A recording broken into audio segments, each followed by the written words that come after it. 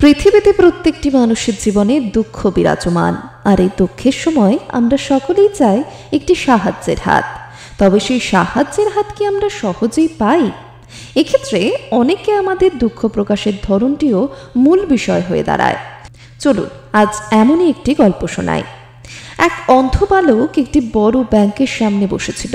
তার সামনে ছিল একটি থালা আর হাতে ছিল একটি কাগজ, যাতে লেখা, আমি অন্ধ, অনুগ্রহ করে সাহায্য করুন। সারাটা সকাল তার থালায় মাত্র কয়েকটি পয়সায় জমেছিল। ব্যাংকের এক চাকরিজীবী ব্যাংকে ঢোকার সময় অন্ধটিকে দেখল।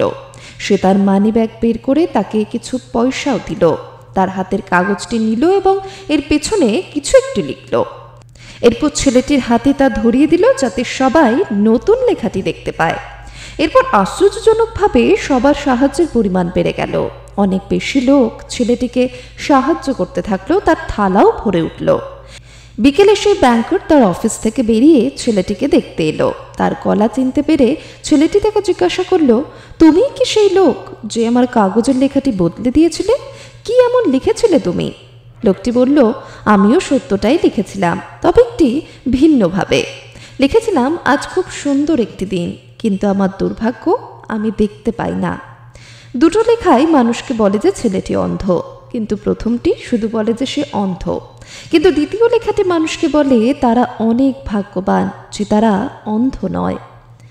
তোমার যা আছে তার জন্য ভগবানের কাছে কৃতজ্ঞ থাকো। নতুনভাবে চিন্তা করতে শেখো, সবার চেয়ে একটু ভিন্নভাবে কিন্তু পজিটিভভাবে ভাবতে শেখো।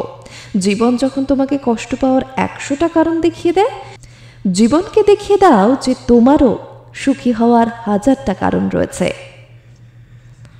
আজকের পডকাস্ট কেমন লাগলো অবশ্যই জানাবেন। আপনাদের কাছে এরকম অনুপ্রেরণামূলক কোনো গল্প থাকলে আমাদের সঙ্গে শেয়ার করবেন। আপনাদের গল্প সকলের কাছে পৌঁছে দেব আমরা আমাদের পডকাস্টের মাধ্যমে।